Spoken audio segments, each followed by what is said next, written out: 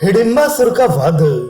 वैशंपायन जी कहते हैं, जन्मेजय जिस वन में युधिष्ठिर आदि सो रहे थे उससे थोड़ी ही दूर पर एक शाल वृक्ष था। उस पर हिडिंबासुर बैठा हुआ था। वह बड़ा क्रूर, पराक्रमी एवं मांस भक्षी था। उसके शरीर का रंग एकदम काला, आंखें पीली और आकृति बड़ी भयानक थी। दाढ़ी, मूछ और सिर के बाल लाल लाल थे तथा बड़ी बड़ी दाढ़ों के कारण उसका मुख अत्यंत भीषण था। उस समय उसे भूख लगी थी। मनुष्य की गंध पाकर उसने पांडवों की ओर देखा और फिर अपनी बहन हिडिंबा से कहा, बहन, आज बहुत दिनों के बाद मुझे अपना प्रिय मनुष्य मांस मिलने का सुयोग दिखता है। जीभ पर बार बार पानी आ रहा है। आज मैं अपनी डाढ़ें इनके शरीर में डुबा दूंगा और ताजा ताजा गर्म खून पीऊंगा।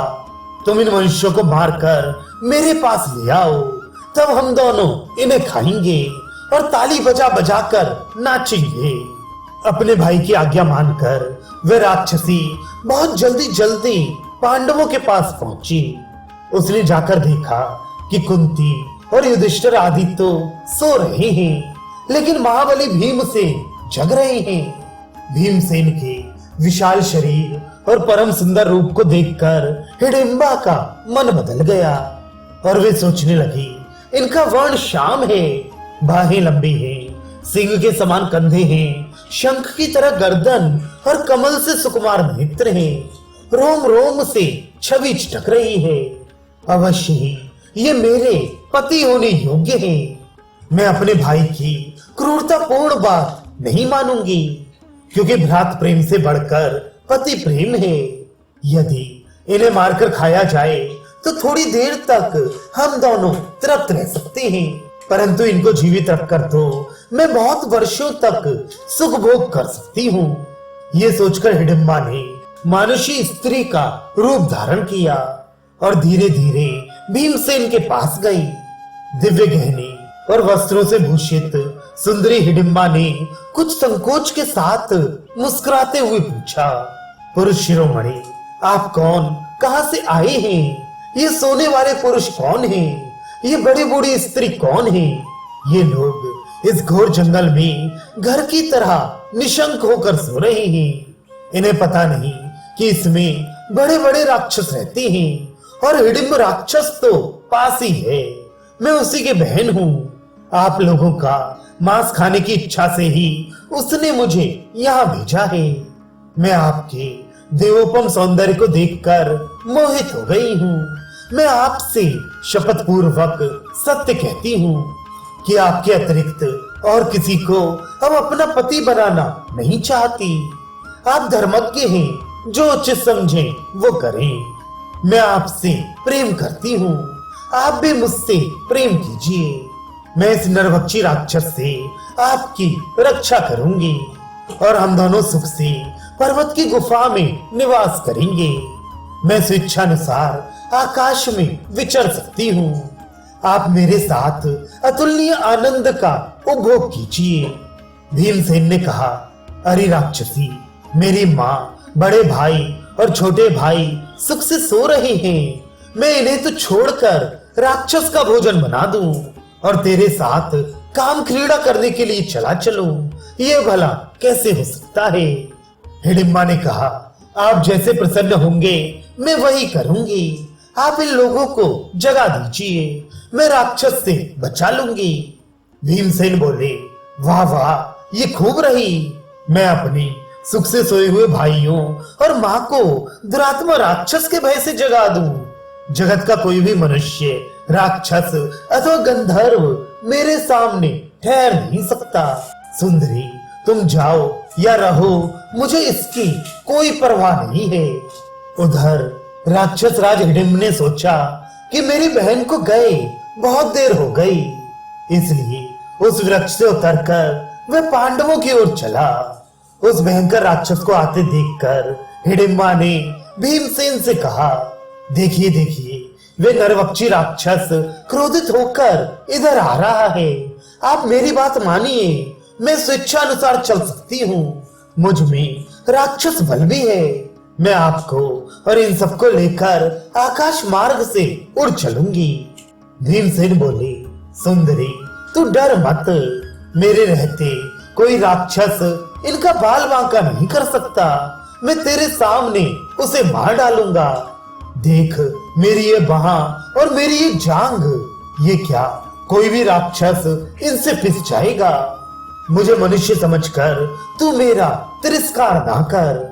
इस तरह की बातें हो ही रही थी कि उन्हें सुनता हुआ हिडिंब वहां आ पहुंचा।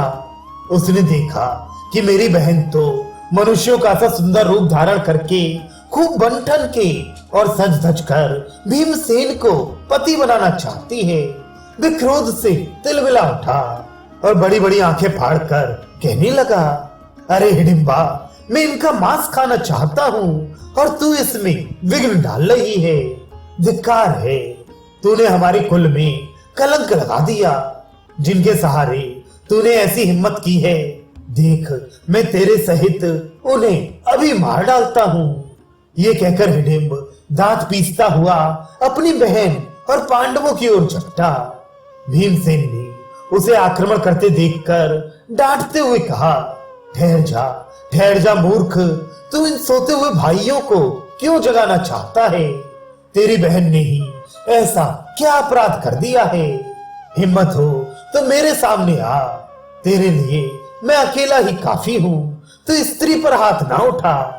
भीमसेन ने बलपूर्वक हंसते हुए उसका हाथ पकड़ लिया और वे उसको वहां से बहुत दूर घसीट ले गए। इसी प्रकार एक दूसरे को कसकते मसकते तनिक और दूर चले गए और वृक्ष उखाड़ उखाड़ कर गरजते हुए लड़ने लगे। उनकी गर्जना से कुंती और पांडवों की नींद खुल गई। उन लोगों ने आंख खुलते ही देखा कि सामने परम सुंदरी हिडिंबा खड़ी है। उसके रूप सौंदर्य से विस्मित होकर कुंती ने बड़ी मिठास के साथ धीरे धीरे कहा, सुंदरी तुम कौन हो? यहाँ किस लिए, कहां से आई हो? हिडिंबा ने कहा, यह जो काला काला घोर जंगल है वही मेरा और मेरे भाई हिडिंब का वास स्थान है। उसने मुझे तुम लोगों को मार डालने के लिए भेजा था। यहाँ आकर मैंने तुम्हारे परम सुंदर पुत्र को देखा और मोहित हो गई। मैंने मन ही मन उसको पति मान लिया और उन्हें यहाँ से ले जाने की चेष्टा की, परंतु वे विचलित नहीं हुए।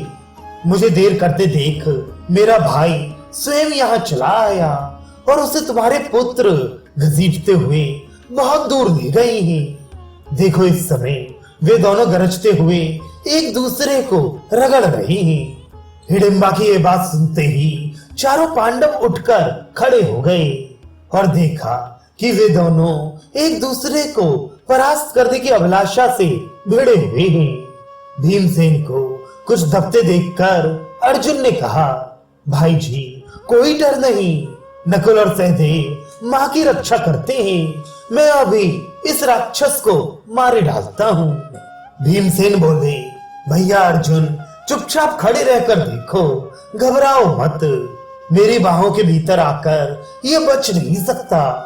अब भीमसेन ने क्रोध से जल भुनकर आंधी की तरह झपटकर उसे उठा लिया और अंतरिक्ष में 100 बार घुमाया। भीमसेन ने कहा, रे राक्षस, तू व्यर्थ के मांस से झूठ मूठ इतना हट्टा कट्टा हो गया था। तेरा बढ़ना व्यर्थ और तेरा विचारना व्यर्थ। जब तेरा जीवन ही व्यर्थ है तब मृत्यु भी व्यर्थ होनी चाहिए। इस प्रकार कहकर भीमसेन ने उसे जमीन पर दे मारा। उसके प्राण पखेरु उड़ गए। अर्जुन ने भीमसेन का सत्कार करके कहा, भाई जी यहाँ से वारणावत नगर कुछ बहुत दूर नहीं है, चलिए यहाँ से जल्दी निकल चलें, कहीं दुर्योधन को हमारा पता न चल जाए। इसके बाद माता के साथ सब लोग वहां से चलने लगे। हिडिंबा राक्षसी भी उनके पीछे पीछे चल रही थी।